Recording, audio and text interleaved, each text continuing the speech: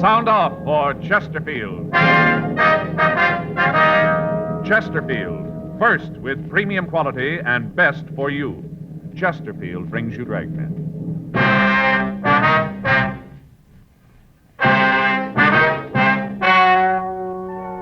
Ladies and gentlemen, the story you are about to hear is true. The names have been changed to protect the innocent.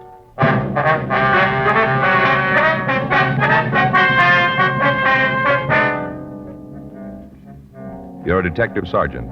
You're assigned to homicide detail. You get a call from a man telling you that a woman has been badly beaten.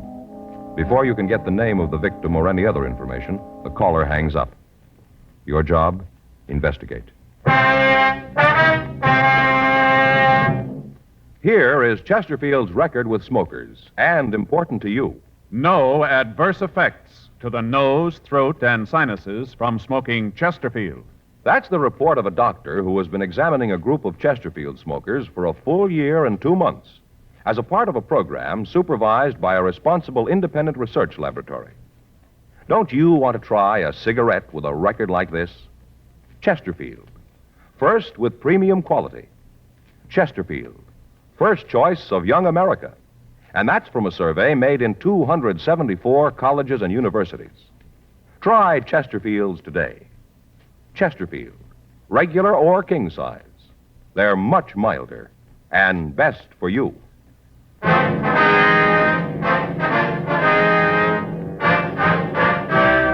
Dragnet, the documented drama of an actual crime. For the next 30 minutes, in cooperation with the Los Angeles Police Department, you will travel step by step on the side of the law through an actual case transcribed from official police files. From beginning to end, from crime to punishment, Dragnet is the story of your police force in action.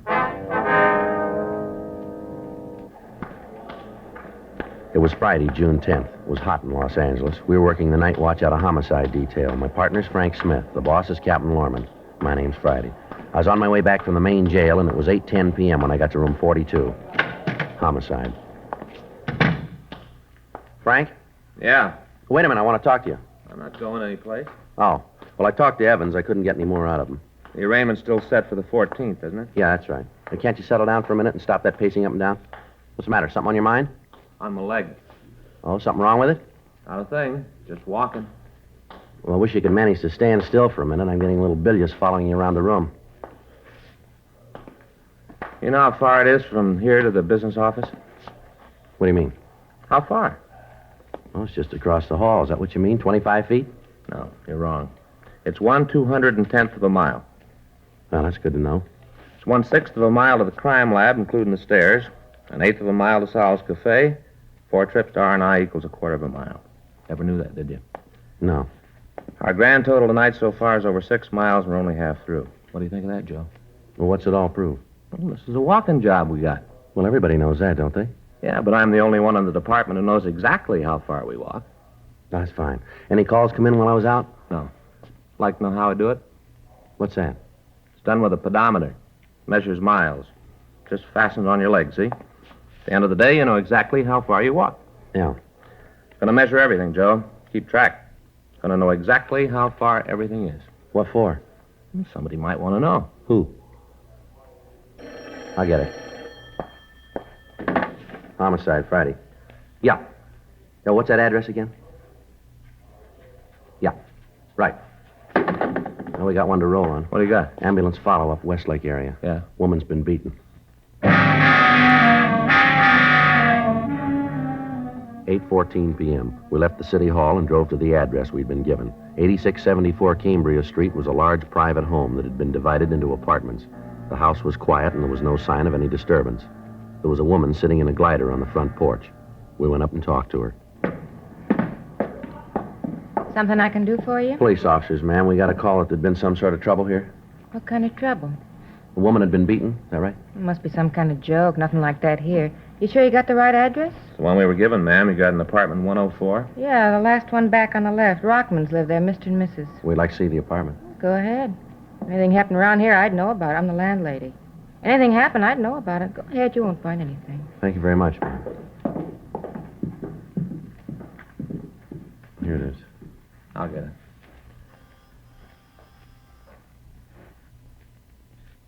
Better try the door, huh? Yeah.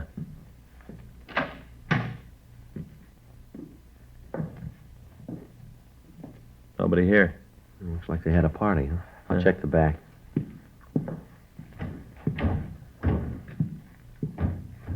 No? No one out there. Coffee on the table's cold. You find anything?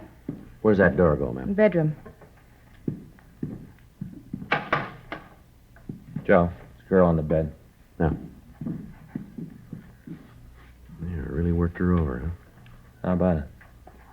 See if I can find her pulse here. Yeah, she's still alive. What is it? Something happened to Hazel? Joe? It's pretty bad. Both eyes black, bleeding. Is this Mrs. Rockman here? Yeah, it's Hazel. What's wrong? Where's her husband? I don't know. When'd you see him last? Well, about 5 minutes ago. Where was that? On the front porch. He just walked out.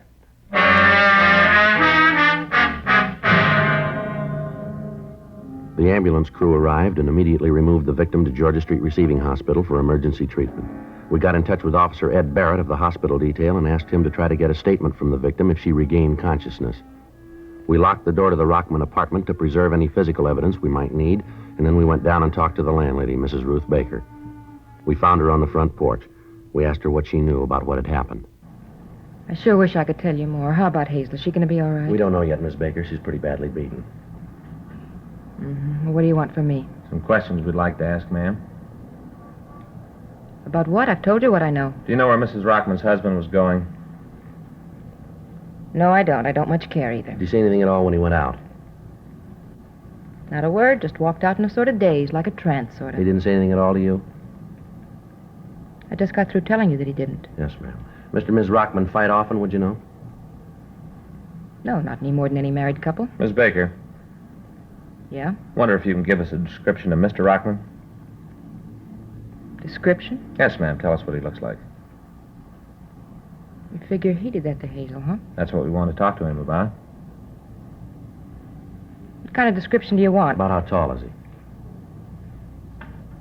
About as tall as he is, That'd be 5'10", huh? if that's what you are. How much would you say he weighed?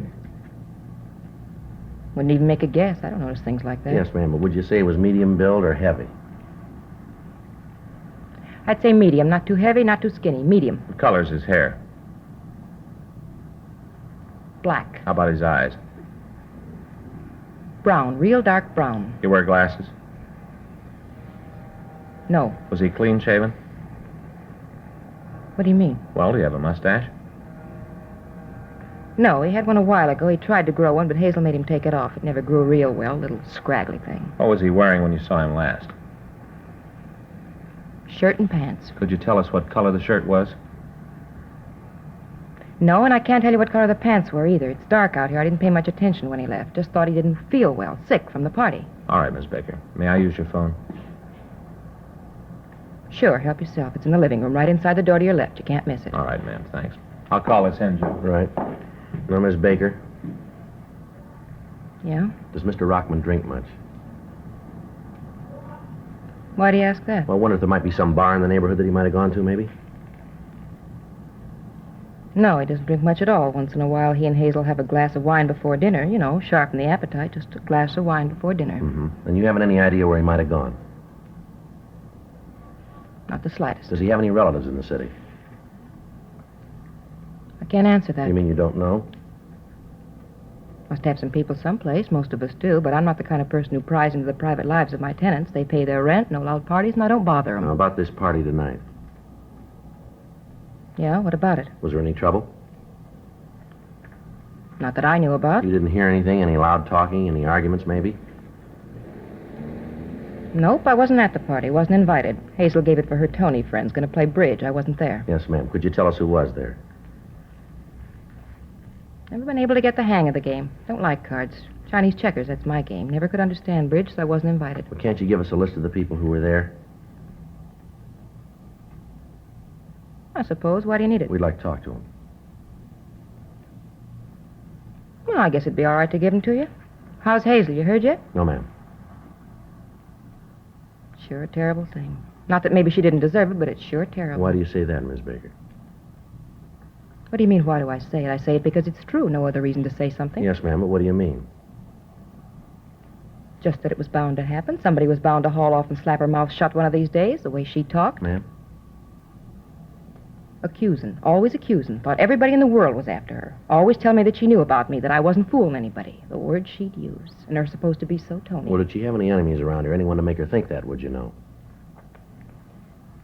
Well, she didn't have any right-out enemies. There were several people who didn't like her. They thought she was too snooty for them. I call the office, Joe. They're putting out a broadcast. Did you check him? Yeah, nothing on him. Mm-hmm.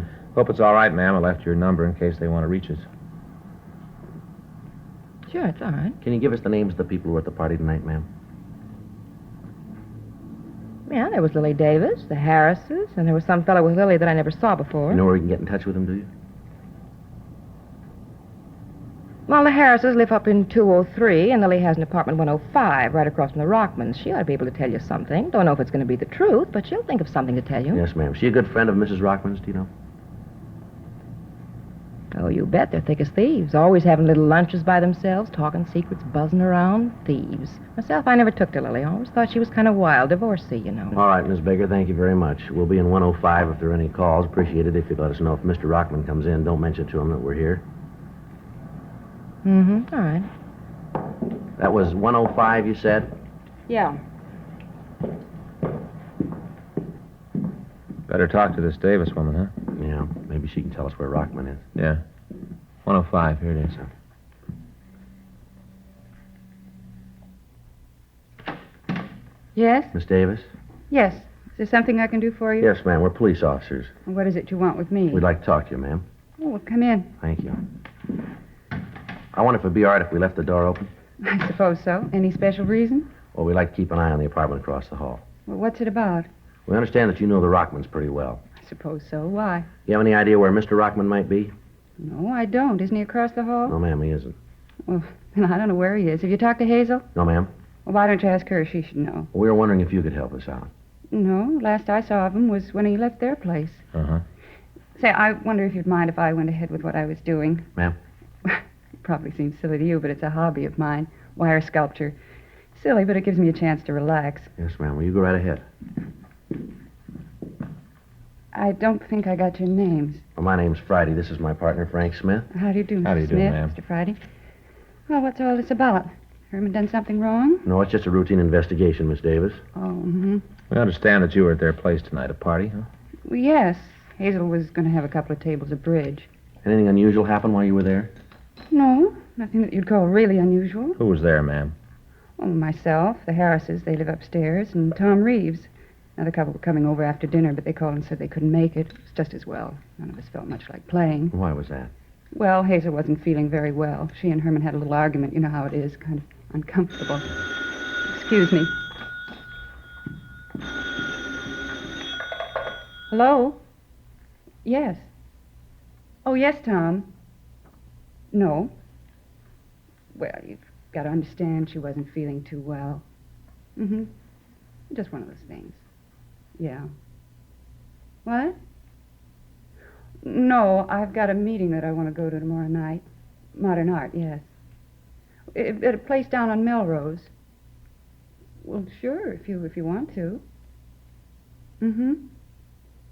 All right. You want to pick me up about 7? Right.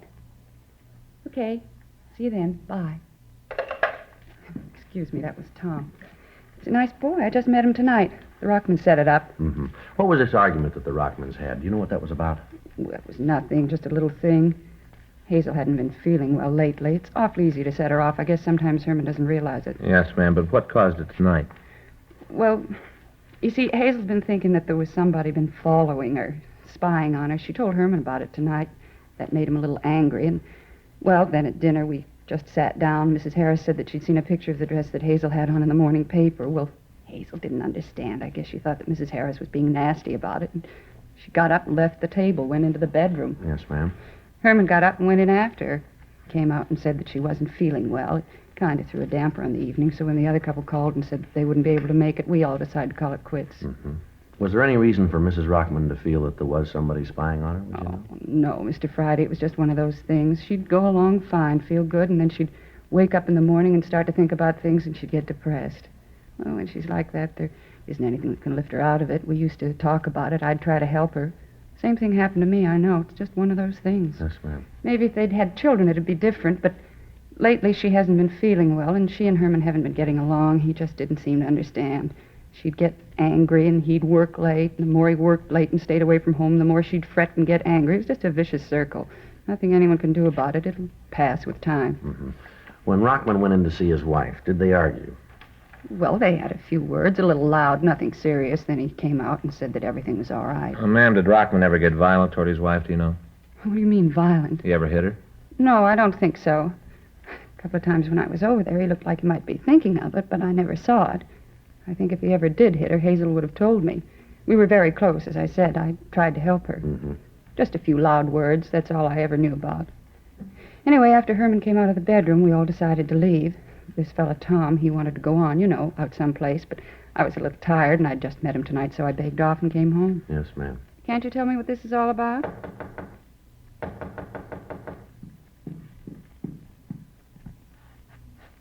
Miss Davis, Hello, Mrs. Baker. Something you want? I want to see the police. Mr. Smith, your office called, said you were to call this number right away. Here's the number they gave me. They said you'd know. I wrote it down. Thank you, ma'am. Here, you want to call, Joe? Yeah. What if I use your phone, Miss Davis? Sure, help yourself. Thank you.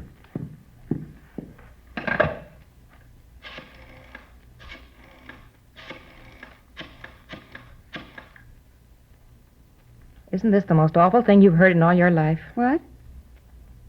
Well, about Herman, what he did. Terrible. They ought to send him away for a long time, a good long Dr. time. Hall, please. What are you talking about? All the ambulances, the police, never had a thing like this happen before. All the excitement and what Herman did, just terrible. That's all terrible. Miss Baker, would you wait just a minute, please? Well, somebody tell me what this is all Hello, about. Doc Hall. This is Joe Friday. Yeah. Yeah, we're here now. She is. You're sure about that, are you? Yeah, well. He does, right. No, we'll call him right out. Yes, it does. Right. Bye. Georgia Street. Yeah? Ms. Rockman died. There's something else. What? She wasn't beaten. She was shot to death.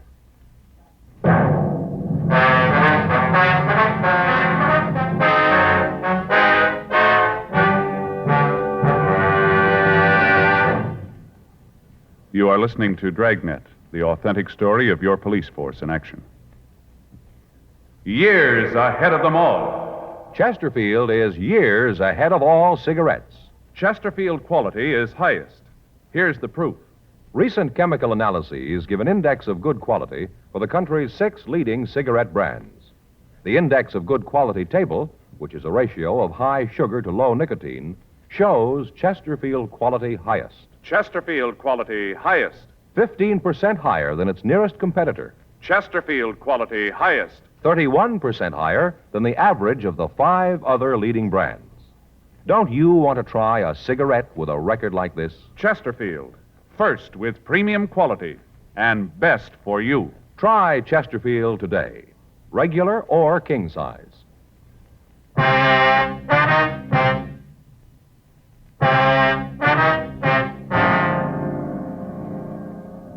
9:10 p.m. We called the crime lab, and Ray Pinker and a crew were sent out to check the physical evidence at the scene. We contacted Ed Barrett at the hospital, but he said the woman had not regained consciousness. Frank and I went upstairs to talk with Mr. and Mrs. Harris. They gave us substantially the same story we'd gotten from Lily Davis. They agreed that when Rockman went into the bedroom to see his wife, they'd heard loud voices but nothing else. They stated positively that as far as they knew, there'd been no shot fired while they were in the Rockman apartment. 9:17 p.m. We checked with the other people in the apartment building. None of them could report having heard a shot. From them, we got the same story of Mrs. Rockman's actions. Some of the neighbors said that they didn't get along with her. Others seemed to understand her feelings. 9:22 p.m. We checked back with Ray Pinker and the crew from the crime lab. We didn't spend a lot of time here, Ray. The husband looked good for it. We were trying to round him up. Shooting was a real surprise, huh? Looked like a beating to us. We couldn't tell. The boys from Georgia Street got her out of here right away. Yeah. Did you come up with anything, Ray? Yeah, a couple things. How you fellas got it figured? Well, talking to the neighbors, looks like the husband does. Talked to him? No, he walked right out after it happened. Got out a broadcast on him. Nothing's turned up yet, though. Mm-hmm. How's it look to you, Ray? Well, I'm not sure I can go along with you guys on the husband. Yeah? I talked with Doc Hall. We aren't going to be able to know for sure till they post the body. Woman was slapped around, we know that. Yeah, we saw her. It looked pretty brutal to us. You mean the black eyes? Yeah. From what Doc Hall says, that didn't come from a beating. He says the bullet did it. Was he pretty sure about it? Looks like it. Autopsy will prove it. Where'd you find the gun? Under the bed. Over here, right side. Mm-hmm. Indentation on the floor here. Evidently fell from her hand, bounced back under the bed. Any prints on it? Lifted 3 clean ones. You been able to make them? Lifted some from the dressing table over there. Perfume bottles, mirror. Looks like they might belong to the dead woman. Check them for sure later. And you figure maybe she did it herself then, huh? Way it's beginning to shape up. Well, how about the shot, Ray? Nobody we've talked to heard it. Here's the explanation for that. This pillow here. See the bullet hole here? Burn? Yeah. Doc Hall says she was shot in the back of the right ear. She must have held the gun in the pillow. That muffled the sound. What noise there was wouldn't be heard very far. Well, how can you be sure it was suicide, Ray? Just an idea now. We'll roll the dead woman's prints, run a blotter test on her, see if she fired the gun. Check for nitrate, we'll know for sure. Well, how long will that take? I'll be finished in an hour or so. I'll let you know then. From where I sit, though, it looks like she did it herself. Yeah. I still don't understand about the black eyes, though.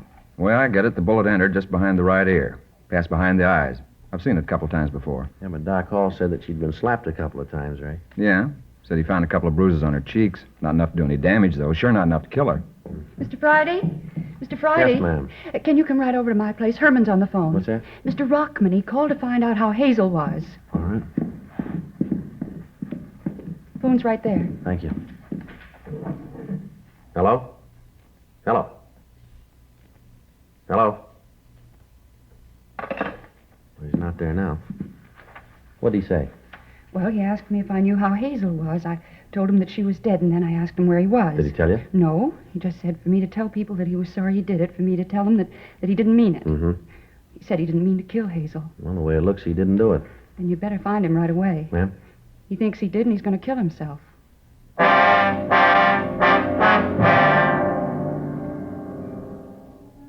We talked to the landlady, Ruth Baker, but she was unable to tell us where Herman Rockman was employed. Lily Davis told us that he was a car salesman employed at a lot in the south end of town. We asked Miss Davis to stay by our phone in the event that Rockman called back and to let us know immediately if he did. We found an address book in the desk in the living room of the apartment, and we began to call Rockman's friends and relatives. None of them had seen him or could tell us where he worked. 9:45 p.m. It had been 20 minutes since the husband of the dead woman had called and said that he was going to kill himself. At 9:46 p.m., we contacted a brother-in-law of the dead woman, and he told us that as far as he knew, Rockman had been employed by the Bateman Auto Agency in Gardena. We got the number from information, and I put in the call. Hello, is this the Bateman Auto Agency? Well, this is Sergeant Joe Friday, Los Angeles Police Department. Yes, sir. Do you have a Herman Rockman working for you? Yes, sir, that's right. R-O-C-K-M... Uh-huh. I see. When was that? Yeah. You any idea where he's working now? Uh-huh. Yes, sir, I understand. Yeah, well, have you got the number? Fine, yeah. Would you know if they're open this time of night? I see. Okay, all right, sure, I'll hold on. How about it? Says Rockman did work for him. He hasn't seen him in a couple... Yes, sir. Yeah. Uh-huh. That's 03, right? Yes, sir. Thanks very much. Says he's heard Rockman's working for a company out on Washington Boulevard now. Huh. Left him a couple of weeks ago. Hello. Do you have a Herman Rockman working there? Hello. Hello.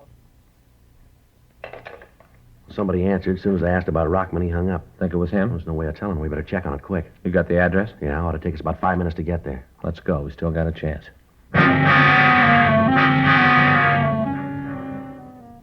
9:50 p.m. We left the apartment and we drove out Westlake Avenue and turned down to Washington Boulevard. We traveled Code 3, but because of the possibility of alarming Rockman, we turned off the sirens 6 blocks from the address of the used car lot. 9:54 p.m. We got to the place. The lot was dark. At the rear, in back of a line of cars, we could see a small shack. I hope he's here. Yeah. There's no lights on. The door's locked. Let's try the side. There's a window around there. Right. Can you see anything? No, the window's dirty. Got your flashlight? Yeah, here you go. Right, give me it. How about it? He's in there. Looks like he's out. Come on.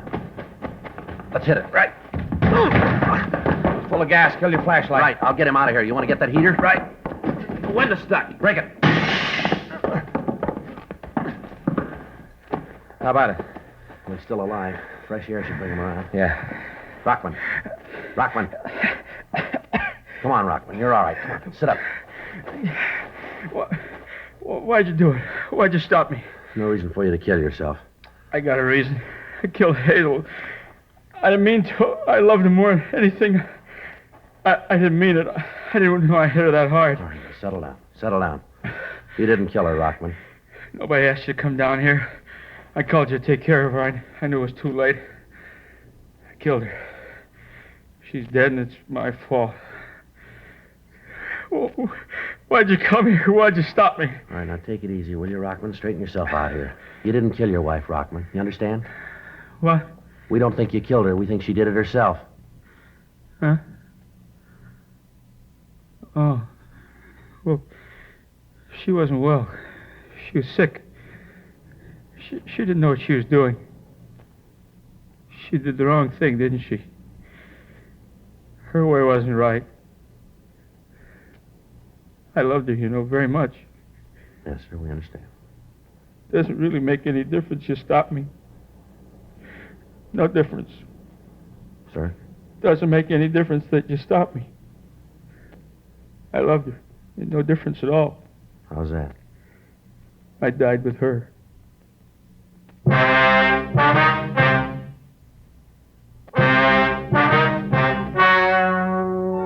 The story you have just heard is true. The names were changed to protect the innocent. On June 15th, an inquest was held in the coroner's office in and for the county of Los Angeles. In a moment, the results of that inquest. Now, here's our star, Jack Webb. Thank you, George Fenneman.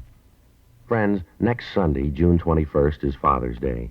Your neighborhood dealer has the special Chesterfield Father's Day carton on sale right now. So remember the guy who never forgets you. Don't give him just any cigarette. Give him premium quality Chesterfields, regular or king size. They're best for him.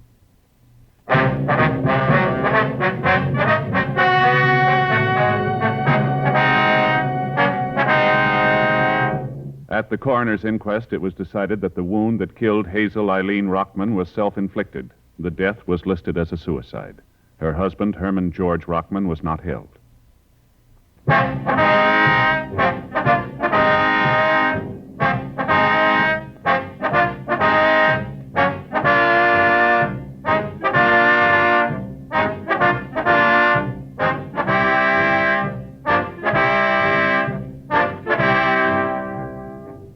You have just heard Dragnet, a series of authentic cases from official files. Technical advice comes from the Office of Chief of Police W.H. Parker, Los Angeles Police Department. Technical advisors Captain Jack Donahoe, Sergeant Marty Wynn, Sergeant Vance Brasher. Heard tonight were Ben Alexander, June Whitley, Lillian Byatt. Script by John Robinson, Ben Alexander. Music by Walter Schumann. Hal Gibney speaking. For a million laughs, tune in Chesterfield's Martin and Lewis show, Tuesday on this same NBC station. And sound off for Chesterfields. Either regular or king size, you'll find premium quality Chesterfields much milder. Chesterfield is best for you. Chesterfield has brought you Dragnet, transcribed from Los Angeles. Have you tried new cork-tipped Fatima? It's the smooth smoke. Here's why. New Fatima tips of perfect cork, king size for longer filtering, and Fatima quality for a much better flavor and aroma. Remember, Fatima has the tip for your lips. Try new Fatima. See how smooth it is. Fatima is made by the makers of Chesterfield, Liggett and Myers, one of tobacco's most respected names.